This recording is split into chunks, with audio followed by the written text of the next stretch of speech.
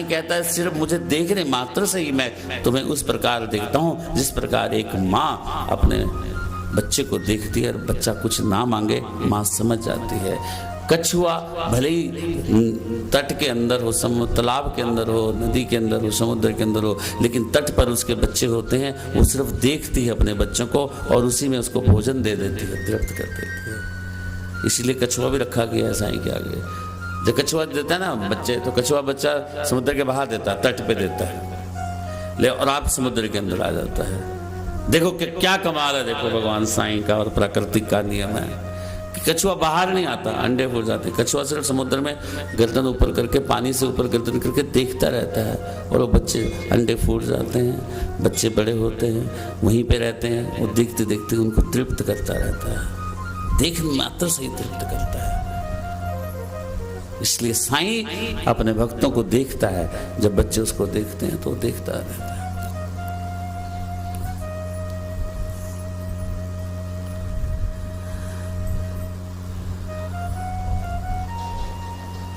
इसलिए साईं, हे मेरे साईनाथ, जिस प्रकार आपने रतन जी की मांग पूरी की, इसी प्रकार हे मेरे साईनाथ, जो भी तेरी कथा सुन रहा है वो निसंतान है तो उसको संतान दे। बोलो साईनाथ महाराज। एक और बड़ी विचित्र कथा है बाबा के संतान। बाबा की दो चीजें तो बहुत साईं चित्र में देखने को मिलती है कि जो निसंतान है उसको संतान बाबा ने दी, जो रोगी है उसको निरोगी बाबा ने बनाया, जो निर्धन था उसको धनवान बाबा ने बनाया।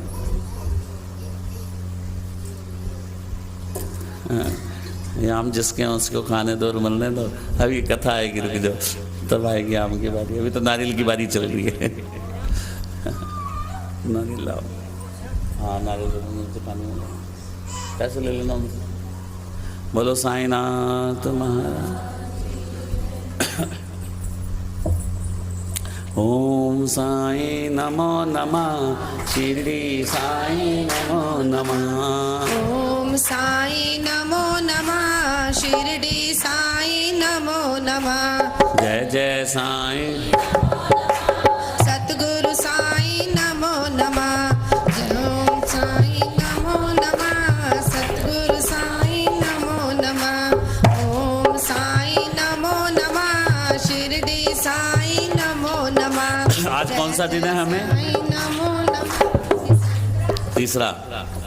तीसरा दिन हो गया ना, तो प्रसन्न नहीं करोगे बाबा से?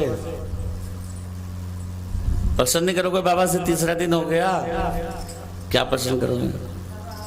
कब आओगे? सोचो तो कब आओगे? अब हम मध्यांत में पहुंच गए हैं, 2.5 दिन समझ लो भी अभी, है ना। इसलिए अब बाबा से प्रश्न करने का हमारा हक बन गया है कि कब आओगे, कब हमारे दुख दूर करोगे, क्योंकि आधा रह गया अब नहीं, खत्म होते वो चलते बने। और हम भी मांगना, जो अपना हक नहीं मांगता ना, चाहे वो घर है, चाहे परिवार है, चाहे नौकरी है, चाहे कारोबार, हक तो मांगने से मिलता है, ऐसे कोई नहीं देता, भगवान भी नहीं देता, मांगना पड़ता है। हाँ, मांगने का रास्ता अलग अलग होता है, तुम किस तरह मांग रहे हो ये तुम पर निर्भर करता है, किस प्रकार याचना कर रहे हो फिर उस प्रकार भगवान देता है।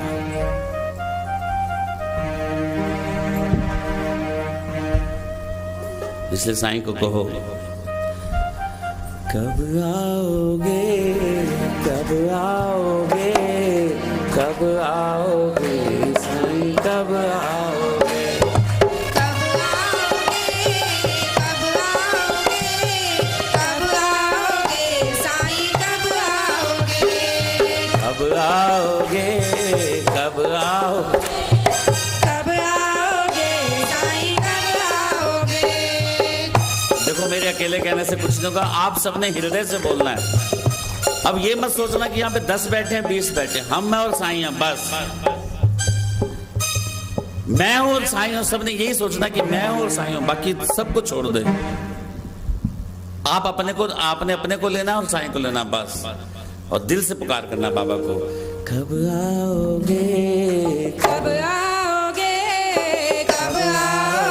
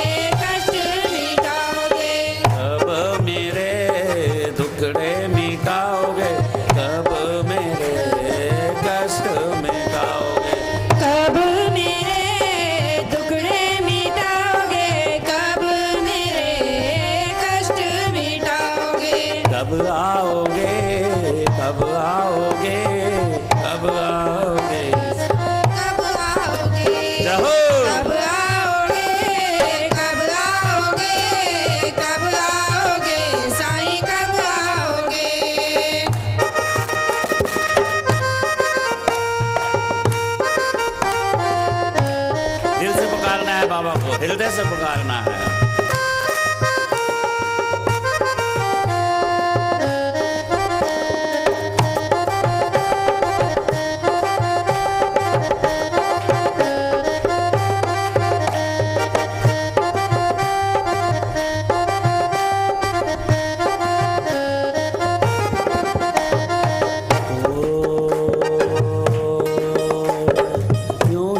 बीत जाए ये जिंदगानी, यूं ही ना बीत जाए ये जिंदगानी, यूं ही ना बीत जाए ये जिंदगानी, यूं ही ना बीत जाए ये जिंदगानी। राह तके तेरी ओ मेरे साईं, राह तके तेरी ओ मेरे साईं। ये मेरे साईं, कहीं ये जिंदगी ऐसे ना गुजर जाए कि आज मेरे कष्ट कम होंगे, कल मेरे कष्ट कम होंगे, अब साईं आएगा, अब मेरे दुखड़े कम होंगे, आज मेरा बेटा मुझे कमा के देगा, आज मेरी बहू के बेटा होगा, आज मेरे बेटे को नौकरी मिलेगी, आज हमारा अपना मकान बन जाएगा, कल बन जाएगा। ये सोचते सोचते कहीं जिंदगी ना गुजर जाए मेरे साईं। इसलिए पक्का पक्का तय करो कि कब आओगे और कब मेरे दुखड़े बिठाओगे। यूं ही ना बीत जाए ये जिंदगानी, यूं ही ना बीत जाए ये जिंदगानी, यूं ही ना बीत जाए ये जिंदगानी। रात के तेरी ओ मेरे साईं, रात के तेरी ओ मेरे साईं। कब आओगे, कब आओगे, कब आओगे साईं, कब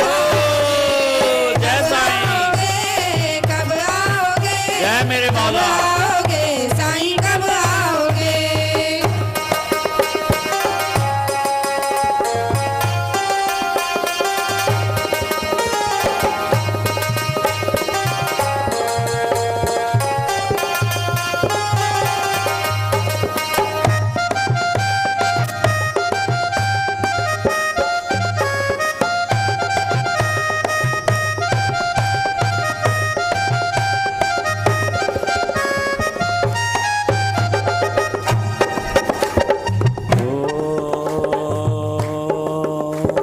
बीच भंवर मेरी नाव फंसी है, बीच भंवर मेरी नाव फंसी है, एक आस बस साईं तेरी लगी है, एक आस बस साईं तेरी लगी है। हे मेरे साईंनाथ। बीच भंवर, भंवर कहते हैं कि जिस प्रकार एक समुद्र में जहाज जा रहा हो तो जो लहरें हैं ना घूम जाती हैं और भंवर बन जाती हैं, वो पानी के अंदर चले जाता है। भंवर एक फिरकी की तरह होती है, जितना उसमें निकलने की कोशिश करो बच नहीं सकता, भंवर से बच नहीं सकता कोई भी। इसलिए ही मेरे साईंनाथ, मेरी जिंदगी की जो भंवर है, जो जिंदगी नाव है, ऐसी भंवर में फंस गई है कि जितना मैं कर्जों से छुटकारा पाना चाहता हूँ उतना ही कर्ज मुझे और जकड़ रहे हैं, जितना मैं रोग से छुटकारा पाने की कोशिश करता हूँ उतना रोग मुझे और जकड़ रहे हैं, उतना और मुझे अपनी ओर खींच रहे हैं। जितना मैं अपने घर क्लेश, गृह क्लेश से बचना चाहता हूं उतना और क्लेश बढ़ता जा रहा है। मेरे साईंनाथ, मेरी जिंदगी एक भंवर बन गई है, दुखों की भंवर बन गई है, कष्टों की भंवर बन गई है, रोगों की भंवर बन गई है। इसलिए मुझे सिर्फ तुझ पर आस है कि तू आएगा, मेरी नाव का खवैया बनकर मुझे भवसागर से पार कर देगा। बीच भंवर मेरी नाव फंसी है, आस बस साईं तेरी लगी है, एक आस बस साईं तेरी लगी है। कब आओगे, कब आओगे, कब आओगे साईं, कब आओगे, कब आओगे, कब आओगे, कब आओगे साईं, कब आओगे। कब मेरे दुखड़े मिटाओगे, कब मेरे कष्ट मिटाओगे, कब मेरे दुखड़े मिटाओगे, कब मेरे कष्ट मिटाओगे। कब आओगे, कब आओगे, कब आओगे साईं, कब आओगे, कब आओगे, कब आओगे, कब आओगे साईं, कब आओगे।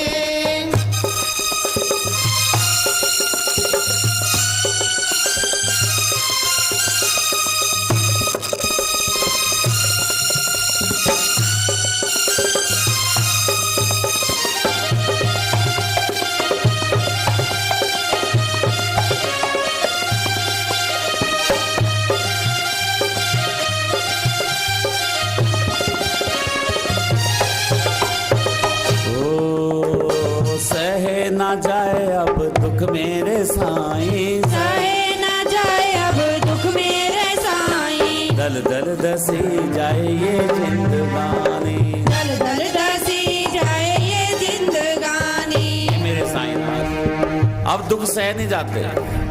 जिस प्रकार दलदल में कोई फंस जाए, जितनी टांग ऊपर उठाएगा वो नीचे दूसरी खींच लेगा, जितना ऊपर आने की कोशिश करेगा उतना दलदल उसको अपनी ओर खींच लेगी। वो ऊपर उठ ही नहीं सकता, वो ऊपर आ ही नहीं सकता। इसलिए ही मेरे साईनाथ मेरी जिंदगी की जो दलदल है इससे मुझे बाहर निकाल दे, मुझे कष्टों के दलदल से बाहर निकाल दे, मुझे रोग के कष्ट से बाहर निकाल दे, मुझे कर्ज के दलदल से बाहर निकाल दे। हे मेरे साईनाथ, क्योंकि तुझ पर मेरी आस है। और कब आओगे? सहे ना जाए अब दुख मेरे साईं, सहे ना जाए अब दुख मेरे साईं, सहे ना जाए अब दुख मेरे साईं, दल दल दसी जाए ये जिंदगानी, दल दल दसी जाए ये जिंदगानी। कब आओगे? कब आओगे? कब आओगे साईं, कब आओगे? जाओ। कब आओगे? कब आओगे? कब आओगे साईं, कब आओगे?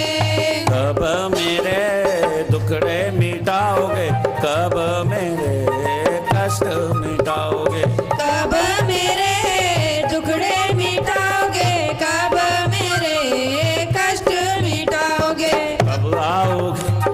कब ओ मेरे मौला,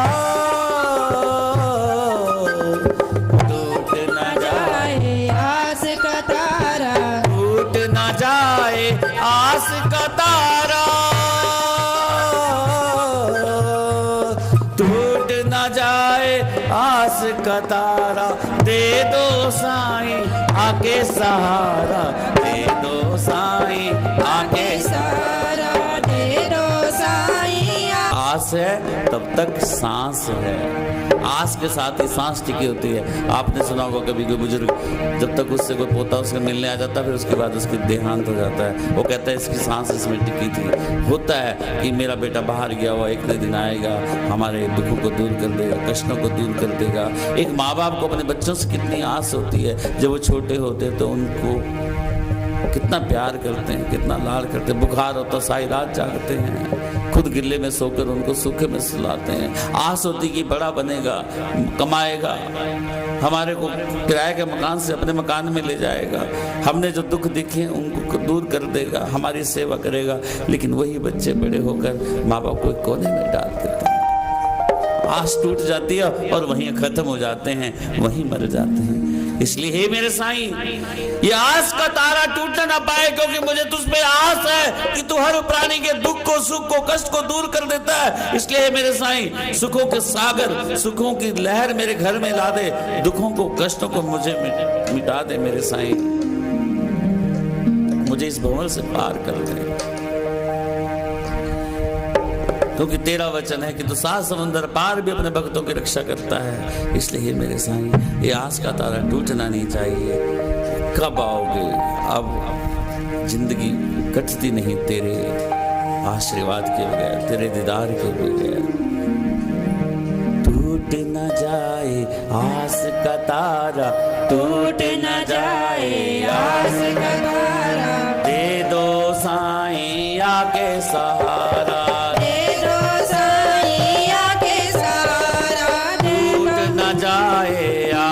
का तारा टूट न जाए आस का तारा, दे दो साईं आके सहारा, दे दो साईं आके सहारा, दे दो साईं आके सहारा, दे दो साईं आके सहारा, दे दो साईं आके सहारा, दे दो साईं आके सहारा, दे दो साईं आके सहारा, दे दो साईं आके सहारा, दे दो साईं आके सहारा। कब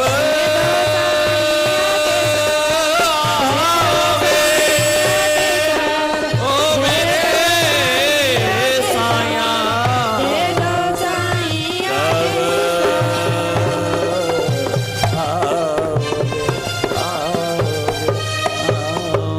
बोलो साईं नाथ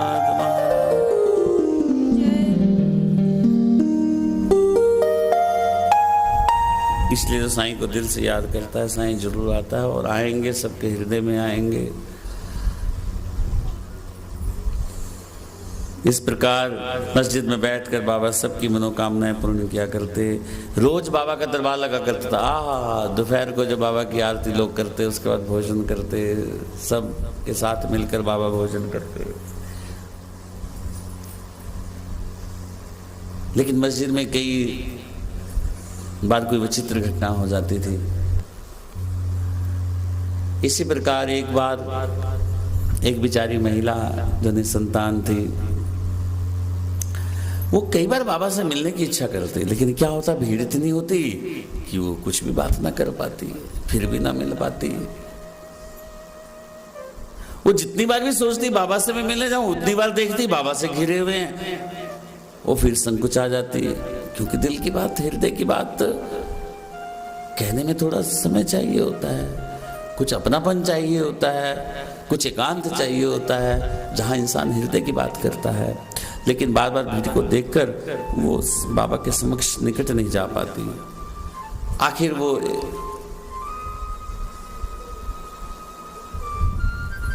श्यामा से विनती करती है कि श्यामा जी, मैंने बाबा से बात कहनी थी। श्यामा कहते क्या बात है, मुझे बता दो। चलो,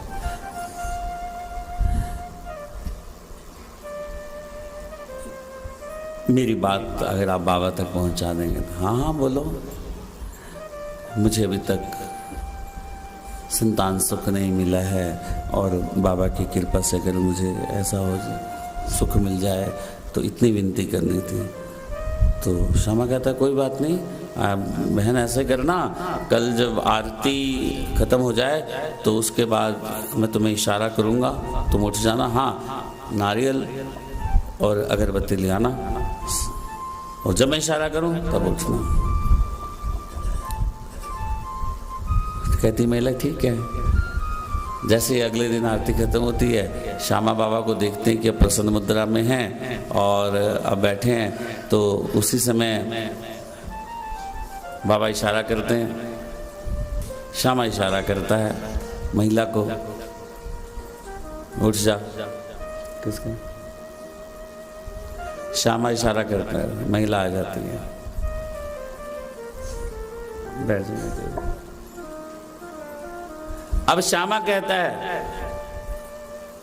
अरे साईं, ओ साईं,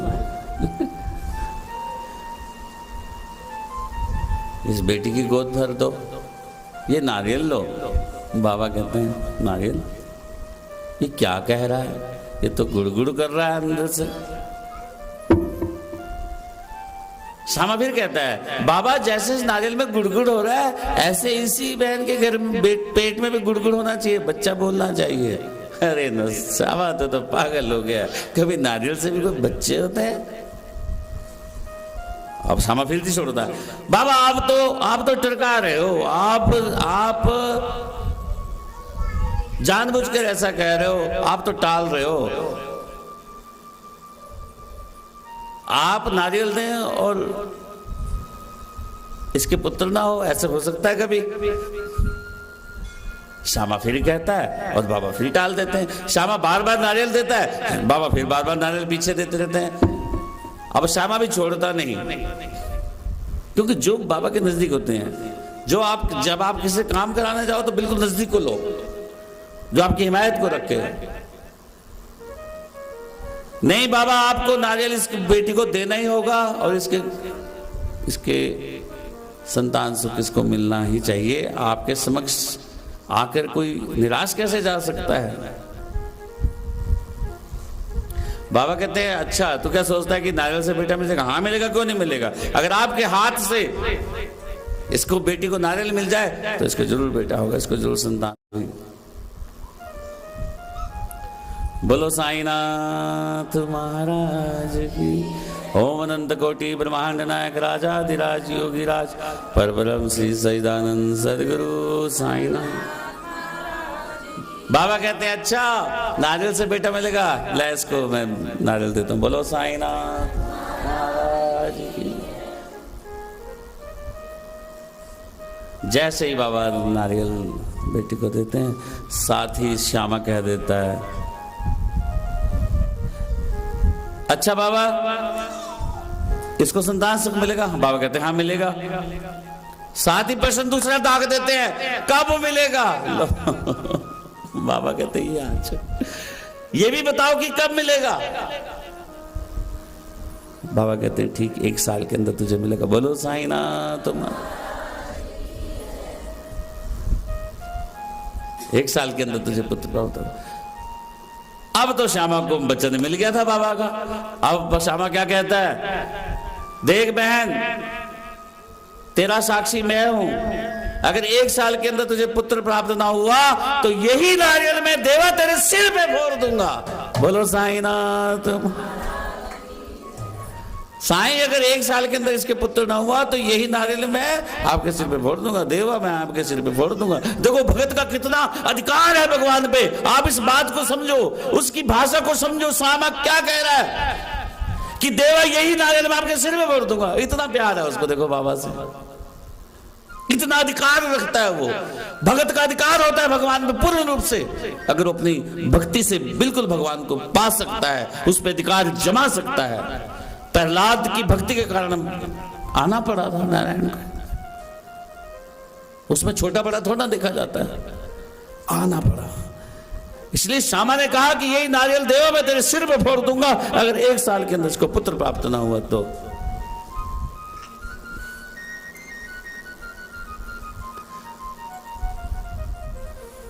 इसलिए इसे भी पुत्र प्राप्त हो। बोलो साईं नाथ महाराज। कहते हैं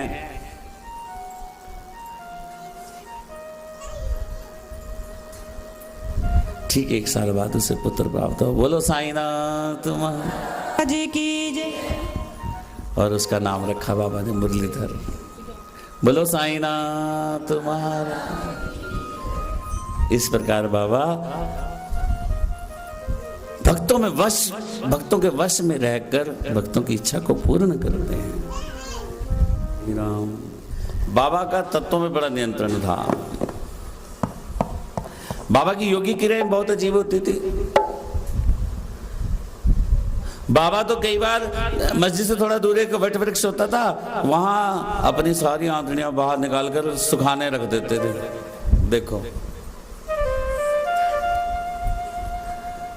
जिसको वैसे योग क्रिया में धोती क्रिया बोलते हैं कि 6 मीटर लंबा कपड़ा गले में डाल के पेट में इकट्ठा किया जाता है और फिर निकाला जाता है, उसको धोती क्रिया बोलते हैं। लेकिन साईं तो क्या करते थे, आंतड़ी ही निकाल के सुखा दिया करते थे। जिसने भी ये देखा दृश्य, हेमांत पंत लिखते, जिस समय हेमांत पंत ने ये लिखा था उस समय उन्होंने लिखा कि आज भी वो जीवित है वहां लोग शिरडी में जिन्होंने इस दृश्य को देखा था। खंड योग, शरीरों को अलग अलग कर देना फिर जोड़ देना, इस योग क्रिया को भी बाबा जानते थे। अष्ट सिद्धियां बाबा को प्राप्त थी। एक दिन बाबा ने इसी प्रकार खंड योग किया, टुकड़े गर्दन कहीं, बाजू कहीं, टांग कहीं, मस्जिद में बिखरी पड़ी थी। इतने में एक भगत जब आया, देखा उसने, अरे वो तो डर गया, चिल्लाने लगा कि गांव के, अब मैं अधिकारी को जाके बताता हूँ, ग्राम अधिकारी को, लेकिन डर गया कि पहले सूचना दूंगा कहीं मैं ही ना फंस जाऊं। चुप करके रात को सो जाता है, डरते डरते डरते। लेकिन सुबह फिर मस्जिद से आवाज आ रही होती भजनों की, वहां जाता हो देखो बाबा वैसे ही बैठे होते हैं। क्या योग था बाबा का।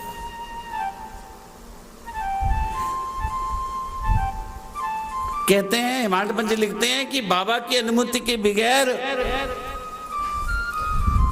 मस्जिद के पड़ोस का रहने वाला भी बाबा को मिल नहीं सका। आज मिलूंगा, कल मिलूंगा, आज मिलूंगा, कल मिलूंगा, आज 60 साल निकल गए लेकिन बाबा के दर्शन ही नहीं कर सका। आज रोते हैं। बाबा ने उनको नहीं देनी थी, और जिसको बुलाया तो दूर दूर से भी चिड़िया थे खींच के ले आए बाबा।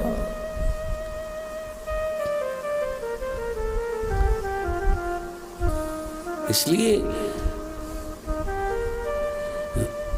मुझे फिर बात याद आती कि गीता, मेरे को फिर आज लोग कह रहे थे गीता मैं क्यों नहीं करी। अरे भाई मैं नहीं, ये नहीं चाहता, मैं क्या करूं। साईं नहीं चाहता होगा तो मैं क्या करूं। हम पैसा तो हम यहां भी खर्च कर रहे हैं, उतना ही वहीं होना था, पैसे की तो कोई बात ही नहीं है।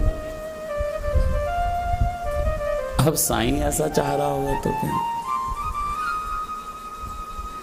इसलिए फिर मैंने भी इसका अर्थ लगाया कि क्यों हमने किया, क्यों मेरे मन में ऐसा आ गया कि मैं वहां ना करूं। फिर सोचा इसमें भी कोई बात हो, साईं शायद चुन चुन के बुलाना चाह रहा हो, ज्यादा भीड़ इकट्ठी नहीं। भाई जिसका काम करना उसी को बुला, बाकी तो बैठ घर में। कई तो मनोरंजन करने आते हैं और कुछ चुगलियां करने आते हैं, उनको दूर ही रखो। बोलो साईं नाथ महाराज। और अपने भक्तों को बुलाने के लिए स्पेशल गाड़ी भी लगाई है। अब जो आ रहे हैं ना, समझो जो छन के आ रहे हैं, अब समझो वो सच्चे हृदय से बाबा के भगत हैं और बाबा उनकी मनोकामना पूर्ण करेगा, जरूर करेगा। मैं तो ये कहता हूँ कि जितने आ रहे हैं, 10 आ रहे हैं, 20 आ रहे हैं, 100 आ रहे हैं, 50 आ रहे हैं, अगर उनकी भी मनोकामना पूरी कर दे बाबा, तो हमारी कथा सफल हो जाएगी। बोलो साईं नाथ महाराज।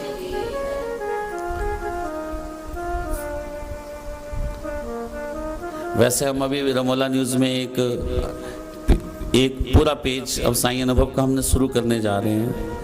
जिसका भी साईं लीला से अनुभव हुआ है, उनके जीवन में साईं ने चमत्कार किया, कोई कार्य किए हैं उनके रिश्तेदार के, वो हमें लिखकर साईं मंदिर में दे सकते हैं। जैसा उनका लिखा होगा ठीक वैसा ही हम अखबार में छापेंगे, ताकि और भक्तों को भी बाबा की लीला के बारे में पता हो। जिस प्रकार हेमांत पंत ने उस समय के भक्तों की लीलाओं को संग्रह इसमें किया है, इसी प्रकार हम भी संग्रह कुछ करना चाहते हैं, बाबा की लीलाओं को अखबार के माध्यम से और लोगों को प्रचार करना चाहते हैं, ताकि औरों को भी इसके बारे में मालूम पड़े।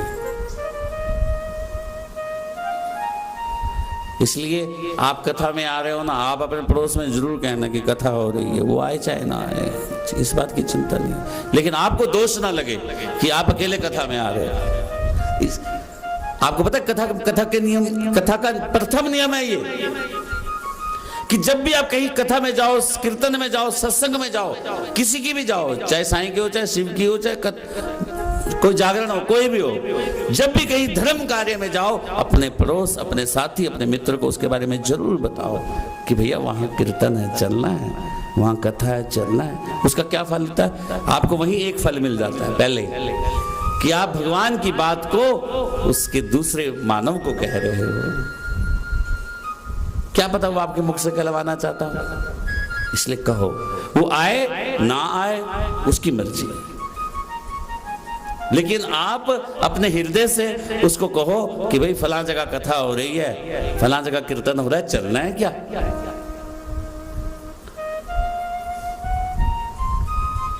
बस आपका काम समझो, आपने पहली सीढ़ी पार कर ली, पहली सीढ़ी पार कर ली।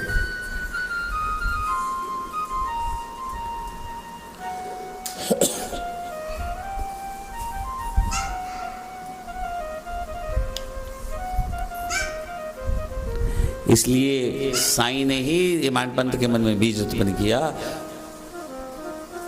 कि वो लीला का संग्रह करे। और फिर साईं ने खुद कहा कि मैं इसमें वास करूंगा, तू क्या लिखेगा, मैं हृदय में तेरे बैठ कर लिखूंगा। इसलिए जो कुछ इसमें लिखा गया ना साईं चरित्र में, वो हेमांत पंत ने नहीं, बाबा ने स्वयं लिखवाया हेमांत पंत से। वही लीला है कि लीला तो बहुत हुई होगी, लेकिन कुछ चुन चुन के, रतन जी की, चोलकर की, चोलकर की कितनी अच्छी कथा है। इसलिए बाबा को बच्चों से ही बड़ा प्यार था। बच्चों से इतना प्यार बाबा करते थे कि पूछो मत।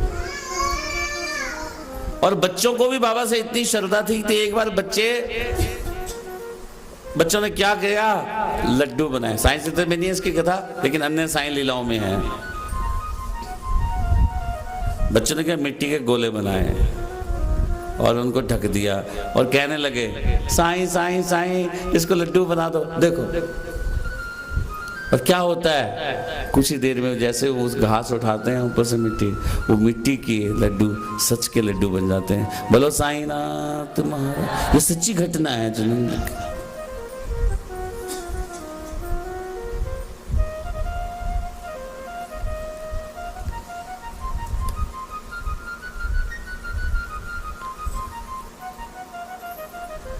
बाबा कई बार ऐसा उपाय बता देते थे, कोई मुंह जो बाबा के मुंह से निकल गया वो सत्य बन जाता था। एक बार बाला गणपत दर्जी जी को, जिसका बुखार उतर ही नहीं रहा था, वो कहने बाबा जी मैं तो बुखार नहीं उतर रहा, मैं क्या करूं, बहुत परेशान हो गया, चढ़ता उतरता चढ़ता उतरता चढ़ता, बहुत परेशान हो। बाबा ने उसको, अच्छा तो एक काम कर, लक्ष्मी नारायण मंदिर के पास जाके काले कुत्ते को चावल और दूध दे दे, चावल और दही। और दूसरा दासगण तैयार हो गया, पहले वाला तो पता नहीं कहाँ चले गया। बाबा भी साथ साथ रिप्लेस करता रहता है। अच्छा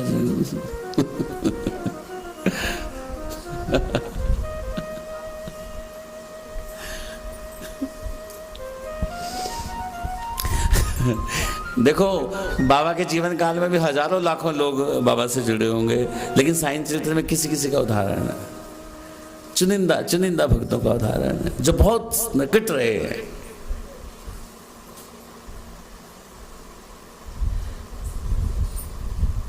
मेरे साथ भी ऐसा हो जाता है कि कोई है बहुत निकट है, वो मुझे डांटते में तो भी मैं चुप हो जाता, और कोई मुझे थोड़ा सा भी कह दे तो मुझे गुस्सा आ जाता, इसलिए फर्क तो होता है।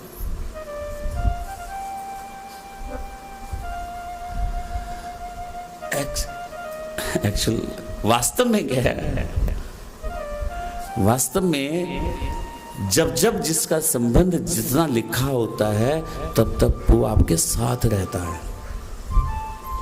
ये तो हमारे सोचने की क्रिया है कि हमसे बुरा हो गया या उसने हमसे बुरा कर दिया, ऐसा नहीं होता। कोई इंसान बुरा नहीं, तो पहले वो अच्छा होता बाद में क्यों बुरा बन जाता है, ऐसा क्यों होता है? या हमारे लिए वो बुरा है, सामने के लिए वो अच्छा है, ऐसा? इंसान तो वही है, उसकी आंख तो बदल नहीं गई, नाक 4 नहीं लग गए, कान 6 नहीं लग गए, वही का वही है। लेकिन ऐसा क्यों हो जाता है कि अब हमारे लिए बुरा हो गया, सामने वाले के लिए अच्छा हो गया? पहले वो आपके लिए अच्छा था, वो आपके लिए बुरा हो गया, ऐसा क्यों? ऐसा इसलिए होता है, हाँ आदमी एक जैसा ही होता है, लेकिन उसका समय उसको परिवर्तन कर देता है। समय खराब और समय अच्छा वो उससे करवाता है। जब जिसका समय अच्छा है तो बुरे व्यक्ति भी उसके लिए अच्छे हो जाते हैं, उसका समय जब खराब हो जाता है तो अच्छे भी उसके बुरे बन जाते हैं। और समय कब अच्छा हो? जब आप हर समय साईं साईं जपो, राम राम जपो। इसलिए समय अच्छा करो, किसी व्यक्ति को, किसी विशेष को अच्छा करने की कोशिश मत करो, किसी को सुधारने की कोशिश मत करो, किसी को बिगाड़ने की कोशिश मत करो। जो बिगड़ेगा वो अपने आप बिगड़ेगा, जो सुधरेगा अपने आप बिगड़ेगा। कब? समय के अनुसार। तुम्हारे समय, जब तुम्हारा समय बदलेगा। और तुम्हारा समय कब अच्छा रहेगा? जब आप साईं साईं जपते रहोगे तो सब आपके लिए अच्छे हो जाएंगे, फिर कोई बुरा ही नहीं होगा आपके लिए, और आप सबके लिए अच्छे हो जाओगे। लेकिन ऐसा हो तो ना, व्यवहारिक जीवन में नहीं होता। व्यवहारिक रूप से हम पूजा नहीं कर पाते हैं, हमें सबको पता है कि भगवान है, फिर भी विश्वास नहीं करते। व्यवहारिक रूप में तो नहीं करते ना। हम सब कहते हैं कि हर आत्मा में भगवान है, हर कण कण में भगवान है, फिर भी हम एक दूसरे को मारते हैं। क्यों मारते हैं? दूसरे को मारता तो भगवान नहीं है वो। लेकिन व्यवहारिक रूप में नहीं हो पाता ऐसे। व्यवहारिक रूप में कब हो पाएगा? जब हर वेले हम नाम स्मरण करते रहेंगे, तब। तो बाला गणपति ने कहा कि मेरे तो दर्जी ने कहा अरे मुझे तो बुखार नहीं उतरा। बाबा ने उसको उपाय बताया, उसने जाके लक्ष्मी नारायण मंदिर के बाहर काले कुत्ते को चावल और दही दे दिया, ठीक हो गया। अब बताओ इसको उपाय है कोई? लेकिन प्रभु के मुख से निकला हुआ वो शब्द भी रोग का निवारण बन गया। इसलिए संत महापुरुष के मुख से जब भी कुछ निकले वो उसके वाक्य ब्रह्म के वाक्य बन जाते हैं।